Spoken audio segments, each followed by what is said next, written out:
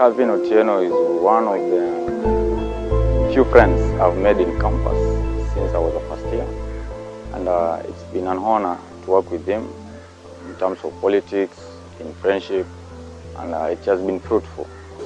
Governor is a kind of a man ready to stand with you when there is no one who can stand with you. I will remember him as a courageous leader, a man who brought a lot of reform in our institution. He's a good man, very focused. He's a go-getter. That is, I think, is an history in itself, because Calvin is the only leader in Governor-Kwale who has been the president when he's in Kotia. As students, majorly we are consumers, depending on parents to fend ourselves.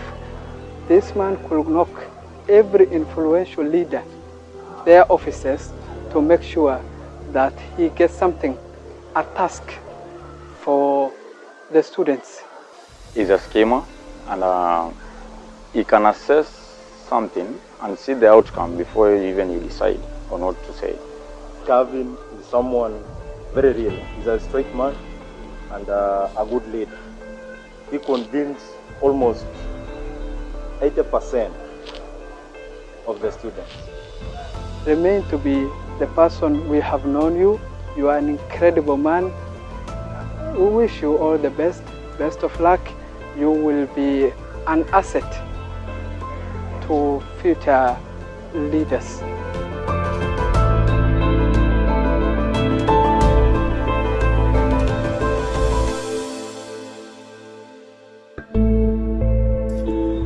If you could begin telling me who is Calvin and what is it? What do you understand by a campus governor, and what are the duties that entails the campus governor? Thank you, Gilbert. First, thank you for having me. My name is Kevin Otieno. I'm the Governor Technical University of Mombasa, Kwale campus. I've been a governor for 2 years. I started in 2021. I was actually sworn in 2021, 16th February. Then I've been serving. I took my second oath in November last year. And now a satellite campus governor is more of a student chair, but in a satellite campus level. So the duties of chairperson when it comes to a university like main campus, for example, two main, is exactly what I do, but I do it at a satellite campus level. So it has got a lot to do with student finance, and even the roles of Secretary General. Now that we don't have a Secretary General in a satellite campus, that forms the basis of what we do. I do personally, yeah. And, do you have a vice governor or a running mate, and what are some of the criteria? What entails in coming up with a vice governor?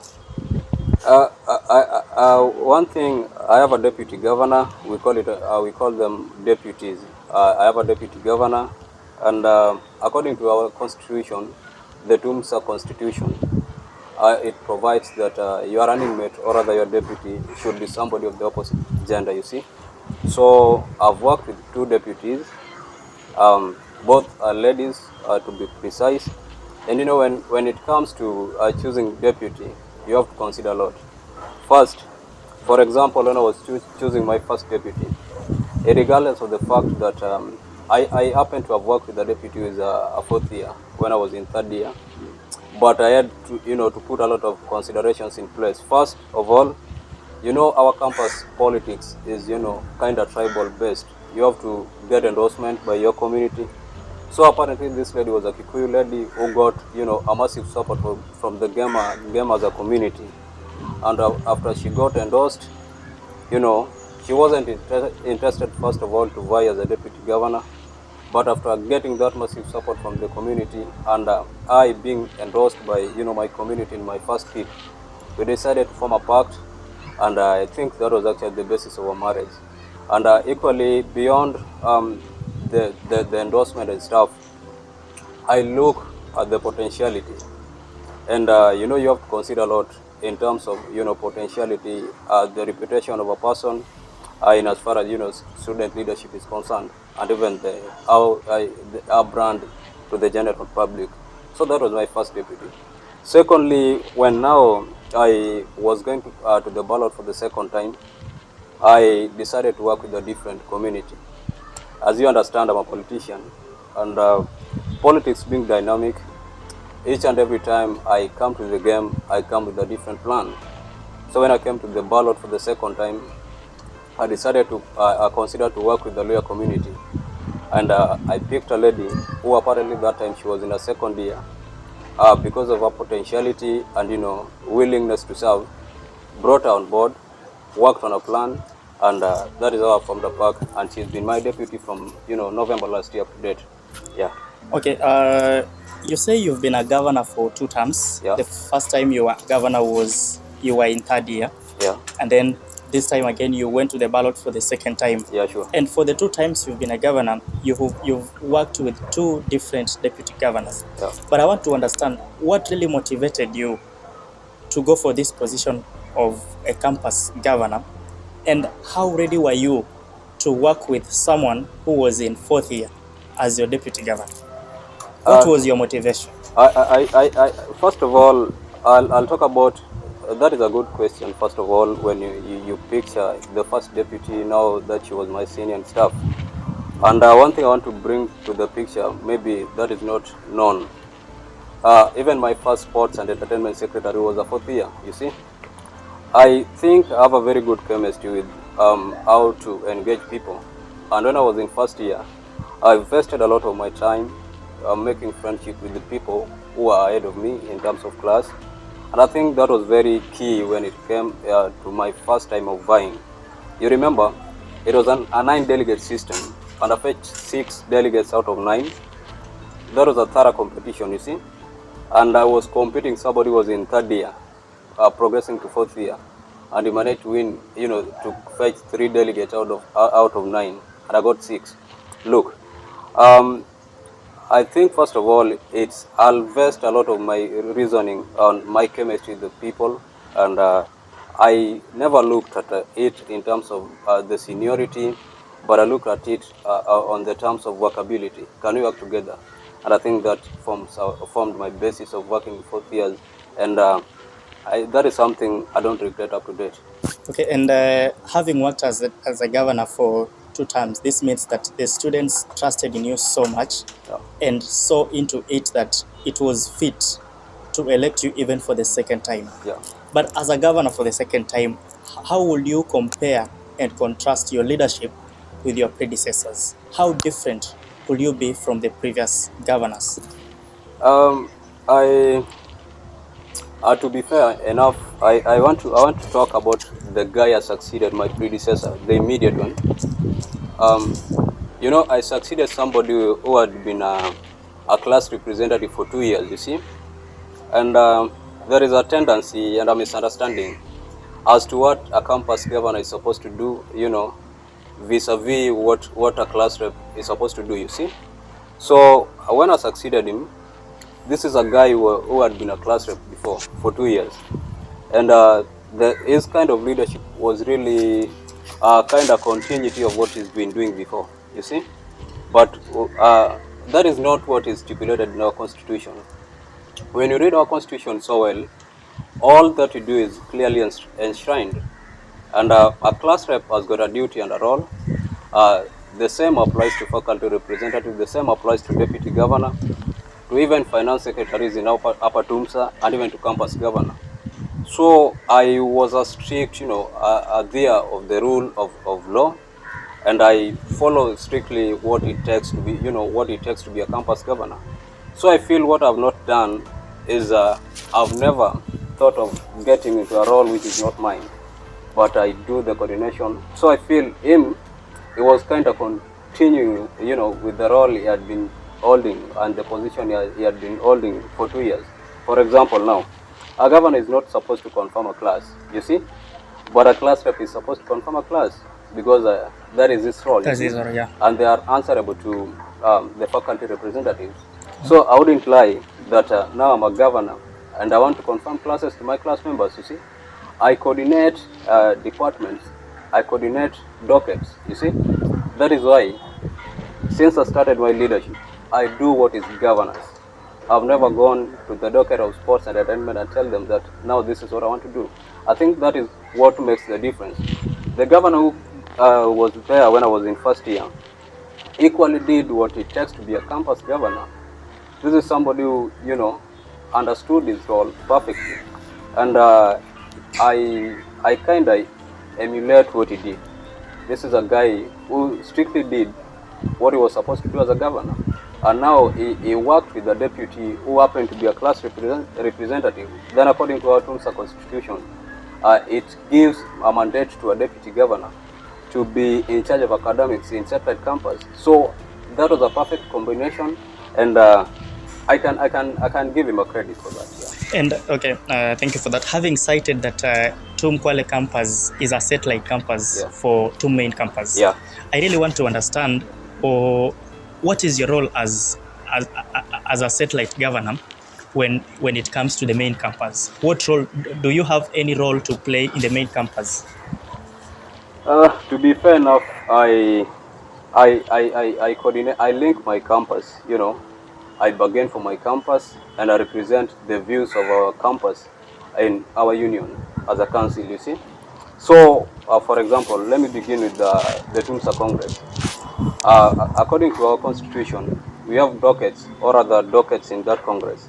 We have academic docket, which the deputy governor, a satellite campus deputy governor, is supposed to be part of that team. You see, a governor is part of the finance, you know, committee. There is a committee of finance committee in that house, and I'm part of that committee. You see, so when we have a budget, more so when you have events and a lot of activities that, you know, are funded by Tumsa, I'm supposed to bring my budget and, you know, table it and defend it and, you know, get approved by that cabinet. And I'm supposed to be there in person, you know, looking and making sure that what is allocated to our campus, we get it right. And when it comes to bursary is actually delegated to special needs and agenda docket. But equally we have a committee, you see.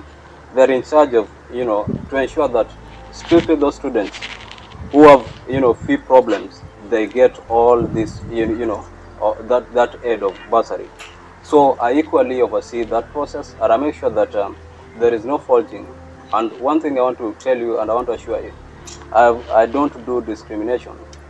I've never favored a friend when it comes to you know, circumstances or situations where it's supposed to issue bursaries. I make sure that I clearly issue bursary through the intervention of faculty representatives in that you know, special committee, and we give students who deserves. So that is what I do in Congress. Okay. Now let me bring it back to the council. Yeah. Most of the decisions that are you know, made equally in both Congress and council, they concur. But the council has got a final say. I'm a signatory. I'm a signatory, not that we access the funds of students, but I have a right to sign. In an event, I conduct event, be it a freshers night or a campus night or even a cultural week, and the issues, audit queries and stuff, I'm answerable, you see. I have to do a report. So that is what I've been doing for since I took my the oath of office on 16th February 2021 and up to date. I think I oversee, I'm part of that council perfectly, and I have to make sure that fairly twice a month, at least twice a month, I'm in Mombasa to make sure that my campus, you know, I bring forth the issues and any other thing that is concerning my campus to the union, and that applies in any other docket. Thank you.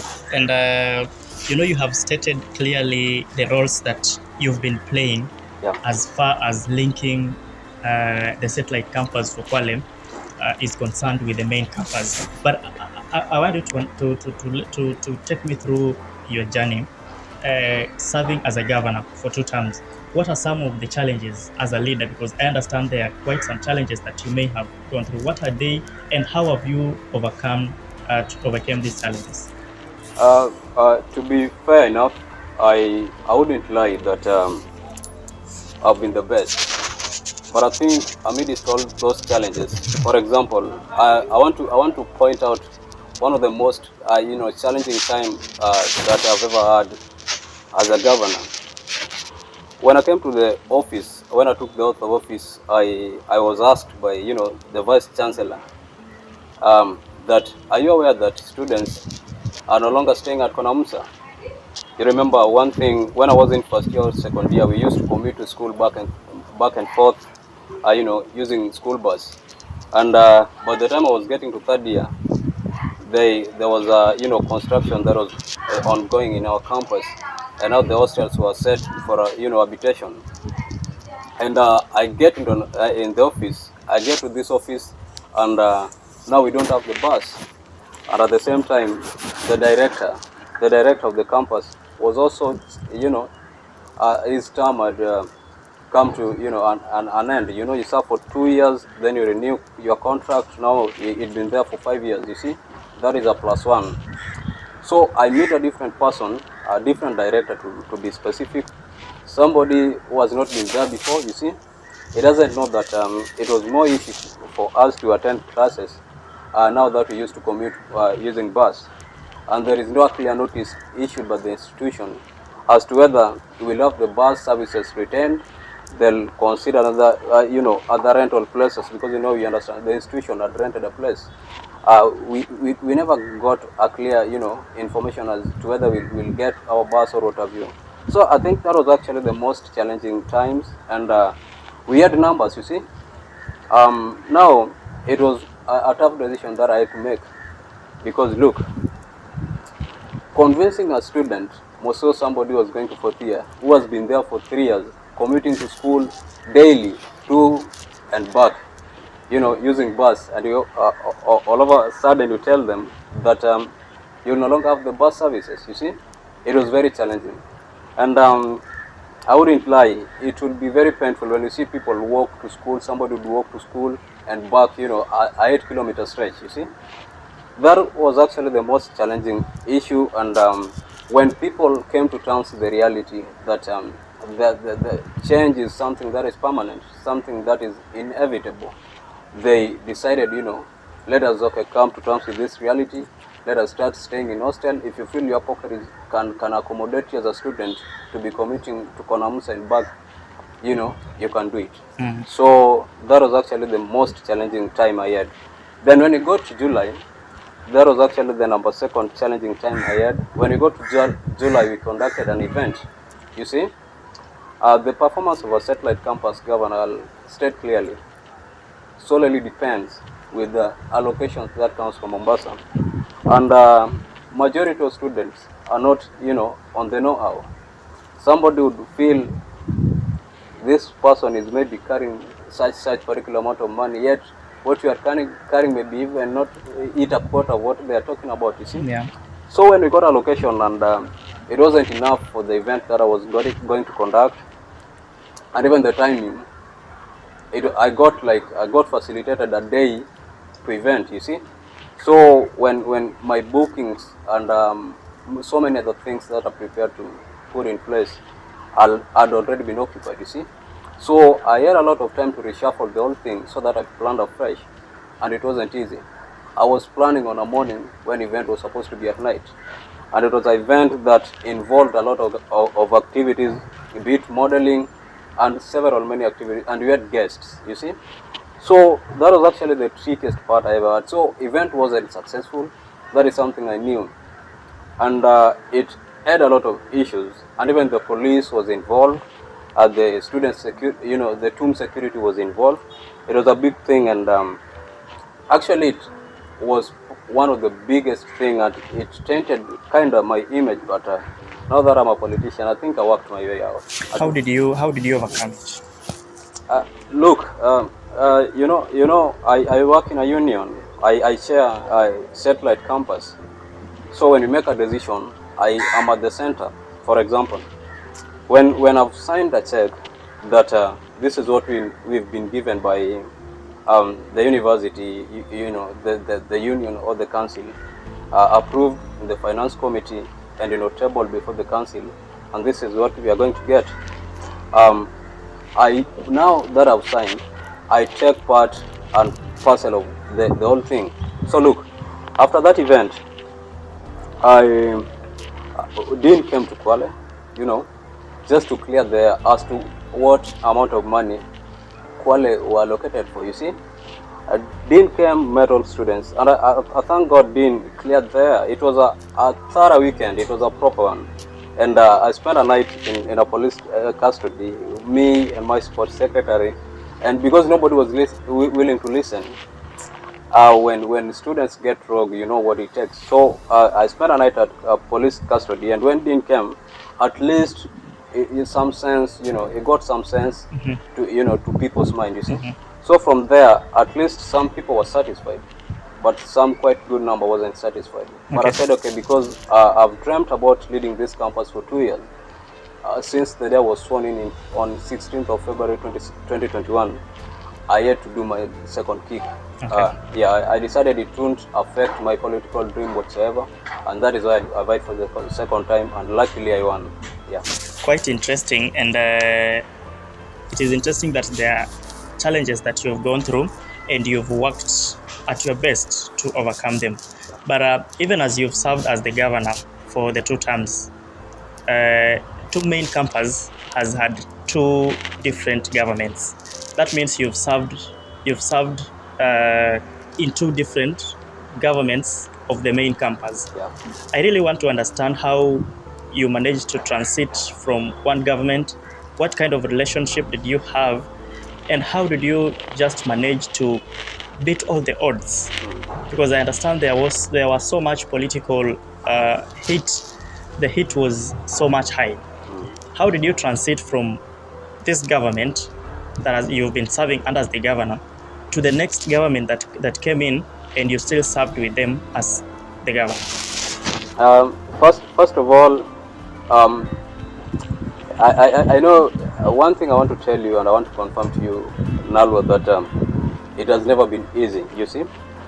But all these people, so precisely all these people, for example, the first president I served under, the Jacquelinas Musangi, this is somebody who was admitted, in Kwale campus. I was pursuing bachelors of, science, marine resource management, you see. And this is somebody who knew each other before. So we had a good working relationship before. Even in politics, before he took over as a TUMSA chair. So, and now being, even the community factor, now being my classmate, you see, made it even more easy for me to navigate and work with them so perfectly. And eventually when I got to last year's politics, there was an intense politics as to, which alliance are you supporting? Yeah. Now that I wasn't sure as to which government was I going to form, work with. Now that we had the TDM and we had the Action Alliance. TDM was the Democrats, you see. Yeah. Then we had the Liberal. I decided to back off, you see. I took a break and I said, okay, cool. I'll work on my candidates as a person because I want to lead my campus. I'll invest my energy, my finances, resources and stuff in my candidature. But I'll breathe, and you people, you do your politics. Once we get over, we'll work together. And when elections were approaching, to be fair enough, they decided to give me alliance. You cannot tell us that you don't have alliance, so they decided to give me an alliance. They branded me, TLA, the Liberal Alliance. That was quite interesting. They had a lot of reasons as to why they could do that, you see. One, they said you are a Luo, you see. And now that the Liberal Alliance was getting the support of the... Who is that? Who is that? Who branded me? Yeah. It was a joint force as from either the TDM or the TAR. Okay. It was evident because one, they knew the good chemistry I had with the then president. He was my friend, you see, and even the Kwale factor binded us together. So they were feeling like, you cannot tell us that you're not in this politics. You've not taken side. Yet you are a friend to the government, and the government is supporting Liberal. So I decided to keep off from Mombasa. I wasn't coming to Mombasa during politics. I was at my place. and we were contesting for a few, few delegates. If you get two, you win. It was only 3 delegates. If you get two, you win. So it wasn't so vigorous like what we used to have before. So I was affiliated to Liberal, and at one point, I decided to come out clean and said that, okay, cool, if that is what you feel, let it be. But now I'm working with the parallel team. Liberal lost and Action Alliance won. Action Alliance got 1 vote from Kwale, and the delegate who voted Action Alliance apparently did not vote me. I was voted for by 2 delegates who voted for Liberal Alliance, you see. But the president, or the president, or rather the current chairperson, was my friend. I've been in this political space for quite a long time, and even the current sitting SG has been my friend for a long time. So you see, I took the initiative of bringing them on board, and we had a conversation. You see, I told them that, okay, cool, this is what we have now. Politics is behind us. It happens both in campus politics and even the national politics. That is what I did. We sat together, took a bottle of soda, and we had a conversation, and that was actually the best thing I think I could ever do, and I did it, and it has fueled my leadership up to date. I want to tell you, and I want to promise you, that whatsoever, regardless of the political status we had then, I've worked perfectly with Action Alliance, and I don't regret working with them. Kiongozi, we've had a quite meaningful conversation, and I believe we should be moving towards the end of this. But I want to understand, what has been the role of your family all through your political career? Thank you.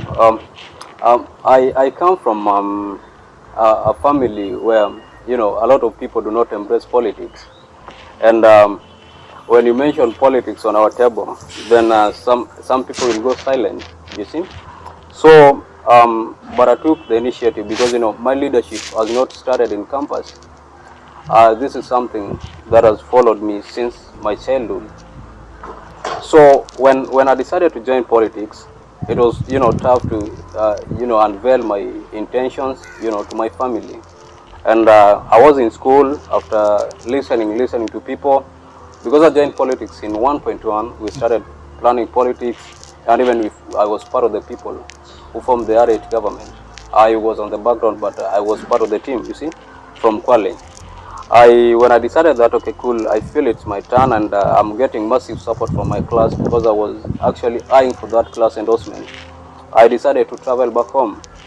I ambushed them. I just woke up one day and I felt like, okay, let me travel home tonight. Let me go meet my family, and let me tell them what I'm here to do, because politics has got consequences. What if something happens on the way when nobody or absolutely everybody in your family is in the darkness? So I decided to take that initiative. I traveled home. I met my family, my mom, my siblings, and everybody. We had a conversation, and I told them that this is what is ahead of me, and I want to try it out. Now, first of all, it wasn't easy, them, coming to terms with this reality that now Kevin is now getting into campus politics, because, campus politics, the way people perceive it. I had to persuade them for a very long time, but persuading them wasn't because they were not willing to support me, both morally and even material support. They were really willing, but they were looking at me as a person. Maybe they thought I could be engaging myself in something else, but I told them one step at a time. As per now, this is what I want to focus on. And eventually, I told them, take your time. I did that when I was in first year, second semester, you see. And I applied when I was in second year, semester 2, you see. So that was a lot of time. So my family has been part and parcel of my, my campaigns and, my political life. I wouldn't focus much on finance, because it has never been a problem. But one thing I'll tell you, the moral support is very key when it comes to trying a different space. So my family, they do put me in prayers. They do facilitate morally. They coach me up. And I think that is very key. moral support is very key more than any other thing. So I thank them for that, and that is something, a conversation that we keep on talking each and every day, and I don't regret having that family here. Okay. Would you probably be thinking of holding any other position? Are you thinking of what is in your head in terms of politics at the moment? Are you thinking of vying for any position? Beyond campus politics, I feel I want to take a break, you see. I want to take a break because I believe I do one thing one step at a time, you know. That principle has worked for me, you know.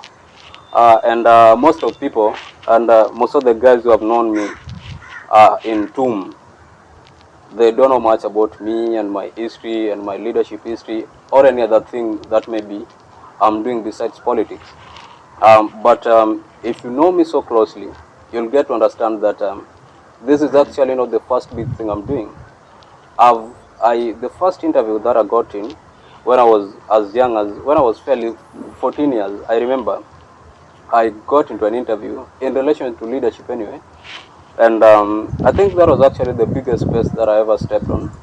I think in hierarchy of the biggest spaces I've ever had, this comes the third, you see. My 2-year leadership comes the third. So I have so many other things that means much to me. But one thing I want to tell you, I believe that we can build each other. I have a couple of friends who believe in me, they believe in my politics, and they believe on my plans and strategy, you see. So when I meet them and we engage, and they tell me that they have a political, you know, interest as soon as 2027. When, you know, at 2027, we'll see, I feel I'll be fairly young still. They tell me they have intentions in 2027, and I look at my calendar and my plans. I feel like, let us sit down and support these people so that they rise, so that when I get back in 2030 and lay a strong foundation as to which position I'll be going for, be it at county level or whatsoever, I'll be having a very big team, and my generation will be willing to support me. And I think that is what I have on table. Come 2030, God willing, I'll bring you on board and tell you that, Nalwa, I need your support. And I believe that dream will come true. Yes, but I want you to advise that student who is in Kwale campus or even TUM and is wishing to get to where you've gotten. That student who wants to venture into politics, what will you tell him or her? To anybody who is interested in leadership, most of the famous TUMs are leadership, be it, you know, as the lowest level as being a class representative. First of all, I want to tell you this. First of all, get to believe in yourself, get to build a brand of yourself, be confident enough, and, you know, believe that your dreams are achievable. I think if you believe in yourself, then automatically you'll get a team that will believe in you, and that will be your wave, and that will be your brand, and you'll succeed in getting in this position or even a bigger space than where I am. And I think that is key and paramount in as far as, you know, climbing into leadership position is concerned. Yeah. I want to wind the conversation, but if I gave you an opportunity to make a farewell statement, because students have trusted in you for 2 terms, they have elected you as their governor, and from what you've said, it's like you have finished your business as far as leadership is concerned with them. Yeah. Sure. And you're going to take a break. Sure. So as you leave them, what will be your farewell statement? What will you tell students and the entire Technical University of Mombasa fraternity? Thank you. To all Technical University of Mombasa students and the Student Association, I want to give you my 2 cents in as far as university leadership is concerned. One, when it comes to leadership, assess the person. I want to advise you that when it comes to leadership, believe in somebody because of their capabilities. Never believe in somebody because they're your tribesmate or they're your classmate or whatsoever. Look at the person who is, you know, eyeing for that position. Look, make sure that you assess them, gauge whether these people are after, self-interest, or these people are, after the interest of the general public. And once you've assessed that, now you can make a decision, and that decision will really matter a lot when it comes to the future of your campus, be it satellite, be it Lamu, be it Kwale, or be it the two men, because it's a group of 11 people, that is 3 from Kwale and 8 in main campus, and equally 3 from Lamu, 14, that are running a council, and the decision that they make is generated to the 20,000 plus students that are in TUM. So before you make a decision, assess the person and make sure that they're fit for that position. And even to my campus, even as I live, now that there are a lot of politics around, assess the candidates. They might be of different personality, they might have come from different community, but assess the capability and the personality of the person and see whether him or themselves fit to be in that position, you see. Once you make that, then you can decide whether to vote them in or not. I think that is fair enough. Thank you so much, Kiongozi, Thank you for so getting much. time to share your story. Yeah. And from a personal level, I'm wishing you all the very best, even as you decide to take a break. But I understand from the story that you've shared, it is something that is in yourself. Yeah. So I'm wishing you the best. And Thank just as you've said, I hope that I will get to sit down with you again at another level. Maybe you are in a different leadership position to share about your experience and share about your level. Thank you so much. Thank you. God bless you. Thank you so much. Thank you.